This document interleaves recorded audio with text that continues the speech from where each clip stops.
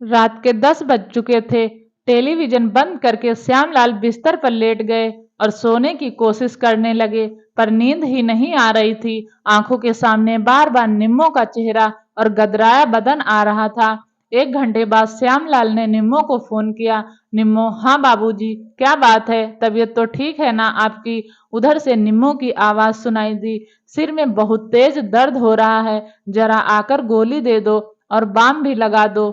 अभी आती हूँ। कुछ देर बाद निम्मो कमरे में आ गई। सिरदर्द की गोली देते हुए वह बोली, यह दर्द कब हुआ बाबूजी? अभी थोड़ी देर पहले।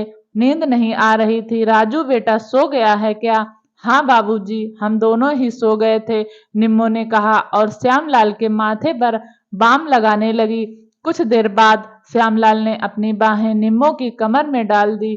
बाबूजी, यह क्या कर रहे हैं आप? निम्मो ने चौंक कर कहा। कुछ नहीं निम्मो, बस थोड़ा और मेरे पास आ जाओ। निम्मो ने कुछ नहीं कहा। वह श्यामलाल के निकट होती चली गई।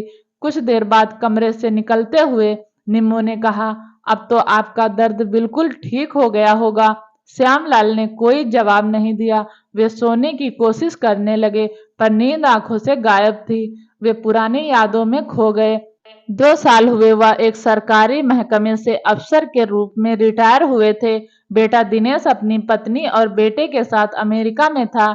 पत्नी सावित्री के साथ जिंदगी की गाड़ी बहुत अच्छी तरह से चल रही थी। एक दिन काम वाली शांति बाई एक जवान औरत के साथ आई और बोली, आप कह रहे थे कि ऐसी बाई चाहिए जो सुबह से शाम तक काम कर रह सके। यह निम्मो है, घर का सारा काम करेगी। यह हमारे गांव की है। आप किसी तरह की चिंता न करना, इसकी पूरी जिम्मेदारी मुझ पर है। इसके साथ 5 साल का एक छोटा बेटा है। 2 साल पहले इसके पति की एक हादसे में मौत हो गई थी। अब इसका गांव में कोई नहीं है। मैंने ही इसको यहाँ बुलाया है। निम्मो ने हाथ जोड़कर नमस्कार किया। उन्होंने निम्मो की ओर देखा। गदराया बदन, मोटी आंखें, गोरा रंग, खूबसूरत चेहरा। निम्मो को काम पर रख लिया गया। वह अच्छे ढंग से घर के काम करती। वह खाना भी बहुत लजीज बनाती थी। निम्मो के आने से सावित्री को भी बहुत आराम मिल गया था। वे निम्मो की बहुत तारीफ करती थी। कुछ दिन के बाद निम्मो को कोठी में ही एक कमरा दे दिया गया था, जहां वह अपने बेटे राजू के साथ रहने लगी। पास के एक स्कूल में राजू को दाखिला दिया गया। एक दिन सावित्री बीमार हो गई। इलाज कराने पर भी बीमारी बढ़ती चली गई और पता चला कि उन्हें कैंसर है। इलाज होता रहा पर सावित्री बच ना पाई। सावित्री की बीमारी के समय निम्मो ने भी बहुत सेवा की थी।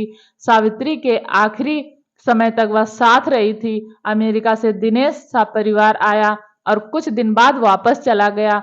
इतने बड़े मकान में श्यामलाल अकेले हो गए थे। निम्मो उनका पूरा ध्यान रखती थी कि उनको कब क्या खाना है और कौन सी दवा लेनी है। यादों के समुद्र में डूबते तैरते उनको नींद आ गई। सुबह श्यामलाल की आंख खुली तो उनको रात की घटना याद आते ही चिंता हो गई कि निम्मो नाराज होकर या घर छोड़कर न चली जाए, पर ऐसा हुआ नहीं। श्यामलाल ने देखा कि निम्मो का बर्ताव बिल्कुल सामान्य है। उसके चेहरे पर गुस्सा या नाराजगी नहीं है। निम्मो ने श्यामलाल को नाश्ता देते हुए कहा, बाबूजी, रात जो हुआ उससे मुझे डर है कि कहीं बच्चा ना ठहर जाए। ऐसा नहीं होगा निम्मो, मैं बाजार से गोलियां ला दूंगा। उसके बाद जब कभी श्यामलाल का मन होता तो निम्मो को कमरे में बुला लेते। एक दिन श्यामलाल ने कहा, निम्मो, यहाँ रहते हुए तुम किसी तरह की चिंता न करना। जब भी अपने लिए या राजू बेटे के लिए बाजार से कुछ खरीदारी करनी हो तो मुझसे रुपए ले लेना। ठीक है बाबूजी, निम्मो बोली। वह अच्छी तरह जानती थी कि बाबूजी उस पर इतने दयालु क्यों हो रहे हैं। वह बाबूजी की हर जरूरत जो पूरी कर देती है। निम्मो यह भी समझती थी कि यहाँ बाबूजी के पास बहुत अच्छा घर मिल गया है। यहाँ हर तरह की सुविधा व आराम है।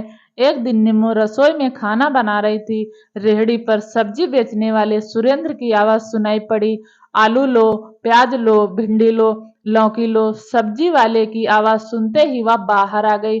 पड़ोस की 2 औरतें सब्जी खरीद रही थी। एक औरत बोली, भाई सुरेंद्र, जैसे तुम साफ सुथरे रहते हो वैसे ही तुम्हारी सब्जियां भी बढ़िया, ताजा और साफ होती हैं। इनको ज्यादा छांटने की जरूरत नहीं पड़ती। मैडम जी, हमारा तो एक वसूल है कि जब पैसे पूरे लेते हैं तो सामान भी बढ़िया बेचना चाहिए।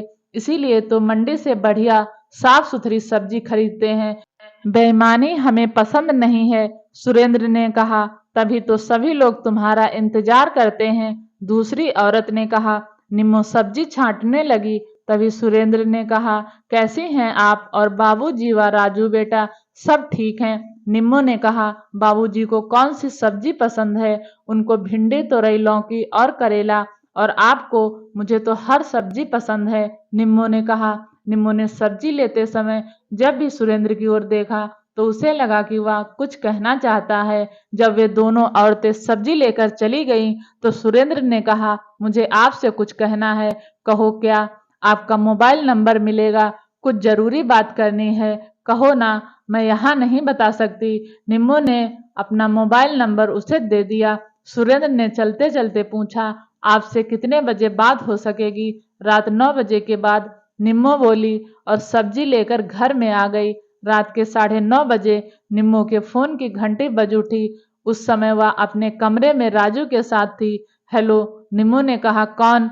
निम्मो ही बोल रही है ना? उधर से आवाज सुनाई दी। मैं ही बोल रही हूँ, मैं सुरेंद्र बोल रहा हूँ। आप तो जानती हैं कि हम दोनों बिहार के एक ही जिले के हैं। मैं यहाँ 10 साल से रह रहा हूँ, चंदन कॉलोनी में। मेरा छोटा सा मकान है। मेरी 8 साल की बेटी है। मेरी पत्नी की पिछले साल दिमागी बुखार से मौत हो गई थी। बेटी तीसरी क्लास में पढ़ रही है। सब्जी के काम से ठीक ठाक गुजारा हो रहा है। अच्छी बात है। आपके बारे में मैं शांति आंटी से सब मालूम कर चुका हूँ। उन्होंने ही आपको यहाँ काम पर लगाया था। हाँ, कल मेरी छुट्टी रहेगी, मंडी बंद है। क्या आप मुझसे मिलने नेहरू पार्क आ सकती हैं? क्यों? कुछ जरूरी बात करनी है। देखिए, मेरा घर से निकलना जरा मुश्किल रहता है। आपको जो बात करनी है फोन पर ही कह दो, निम्मो ने कहा। वह जानती थी कि सुरेंद्र उससे क्या कहना चाहता है। आप मुझे बहुत अच्छी लगती हैं। मैं चाहता हूँ कि आप पत्नी के रूप में मेरे घर आ जाएं। आपके राजू को पापा व मेरी बेटी को भी माँ मिल जाएगी। निम्मो चुप रही। क्या मेरी बात से नाराज हो गई आप? आप चुप क्यों हैं? कुछ बोलिए ना। मैं 1-2 दिन में बता दूंगी। एक बात और मैं बताना चाहता हूँ। क्या? शादी के बाद आपको कहीं काम करने की जरूरत नहीं पड़ेगी। बस अपने छोटे से घर परिवार को संभाल लेना। ठीक है, बता दूंगी, निम्मो ने कहा और मोबाइल बंद कर दिया। राजू बेटा सो चुका था। निम्मो बिस्तर पर लेट गई। उसकी आंखों के सामने बार बार सुरेंद्र का चेहरा आ रहा था। अगले दिन निम्मो शांति चाची से मिली। शांति चाची ने कहा, निम्मो, मैं सुरेंद्र को 5-6 साल से जानती हूँ। उसकी बहुत अच्छी आदत है। शराब नहीं पीता, गुटखा तम्बाकू भी नहीं खाता। वह तुझसे अगर शादी करना चाहता है तो मना मत करना। तुम्हारी जिंदगी की नई शुरुआत हो जाएगी और उसका भी घर बस जाएगा। रात को अपने कमरे में पहुंचकर निम्मो ने सुरेंद्र के मोबाइल पर बात शुरू की। हेलो, हाँ निम्मो, कैसी हो? उधर से सुरेंद्र की आवाज आई। मैं ठीक हूँ, आप कैसे हैं? मैं भी ठीक हूँ, बस आपके फोन का इंतजार कर रहा था। क्या कुछ सोचा है अपने उस नए घर परिवार के बारे में? मुझे मंजूर है, अब हम जल्द ही शादी कर लेंगे। सुरेंद्र की खुशी भरी आवाज सुनाई दी। अब मैं ज्यादा दिन आपको अपने से दूर नहीं रखूंगा। निम्मो काफी देर तक सुरेंद्र से बात करती रही। सुबह नाश्ता करने के बाद श्यामलाल अखबार पढ़ रहे थे। निम्मो ने कमरे में आते ही कहा, बाबूजी, मुझे आपसे कुछ कहना है। हाँ हाँ, कहो निम्मो, कुछ रुपयों की जरूरत है क्या? नहीं बाबूजी, रुपयों की जरूरत नहीं है। अच्छा बताओ कि क्या कहना है? बाबूजी, मैं शादी कर रही हूँ। श्यामलाल चौंक उठे। अखबार से गर्दन उठाकर उन्होंने कहा, शादी कर रही हो? लेकिन क्यों? शादी क्यों की जाती है बाबूजी?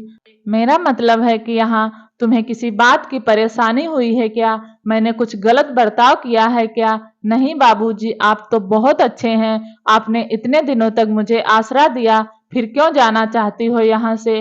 तुम किससे शादी कर रही हो? जो सब्जी का ठेला लेकर आता है, सुरेंद्र, वह हमारे ही जिले का है। उसकी पत्नी पिछले साल बीमारी में चल बसी थी। उसकी 8 साल की बेटी है। शांति चाची ने भी कह दिया है उससे शादी करने को। यह सुनकर उदास व दुखी श्यामलाल ने कहा, ओह निम्मो, तुम मुझे अकेला छोड़कर जा रही हो। तुमने यह नहीं सोचा कि तुम्हारे बिना मैं अकेला कैसे रह पाऊंगा। तुम मुझसे कुछ और चाहती हो तो ले सकती हो, पर मुझे छोड़कर मत जाओ। बाबूजी, मैं यहाँ तब तक ही रह सकूंगी जब तक आप हैं। उसके बाद मुझे यहाँ कौन रहने देगा और किस हक से रहूंगी। हमेशा रहने का हक पत्नी को है और मैं यह हक हासिल कर सकूं, ऐसा मैं सपने में भी नहीं सोच सकती, क्योंकि मैं कहाँ और आप कहाँ, जमीन आसमान का फर्क है। बाबूजी। श्यामलाल चुपचाप सुनते रहे। निम्मो ने आगे कहा, बाबूजी, मुझे जिंदगी ने एक बार फिर मौका दिया है कि मैं अपना घर बसा सकूं। यहाँ आपके पास रहकर तो मैं एक नौकरानी या रखैल ही रहूंगी ना। मैं रखैल नहीं, किसी की पत्नी बनना चाहती हूँ, जहाँ मैं अपने बेटे के साथ निश्चित होकर रह सकूं। अब मेरा क्या होगा निम्मो, इतने बड़े मकान में मुझे तो रात भर नींद भी नहीं आएगी। बाबूजी, आप अकेले नहीं रहेंगे। शांति चाची से कहकर किसी न किसी बाई का इंतजाम हो जाएगा। कोई भी आ जाए निम्मो, पर तुम जैसी नहीं मिलेगी जिसने मेरी हर खुशी का ध्यान रखा। श्यामलाल ने निम्मो की ओर देखकर कहा, बाबूजी, जब तक आपके लिए किसी बाई का इंतजाम नहीं होगा, तब तक मैं आपको अकेला छोड़कर नहीं जाऊंगी। निम्मो, तुमने ठीक ही सोचा है। तुम्हारे सामने दो रास्ते थे, तुमने दूसरे रास्ते की ओर सही कदम बढ़ाया है। वैसे भी तुम्हारी सेवाओं को मैं कभी भुला नहीं पाऊंगा। और हाँ, अपने नए घर परिवार में जाने के बाद कभी भी मेरी मदद की जरूरत पड़े तो बता देना। मैं तो यही कहूंगा निम्मो कि तुम जहां भी रहो खुश रहो। बाबूजी, आप कितने अच्छे हैं। निम्मो ने मुस्कुराकर श्यामलाल की ओर देखते हुए कहा। ये कहानी कैसी लगी? अगर अच्छी लगी तो प्लीज चैनल को सब्सक्राइब करें और वीडियो देखने के लिए आपका बहुत बहुत धन्यवाद।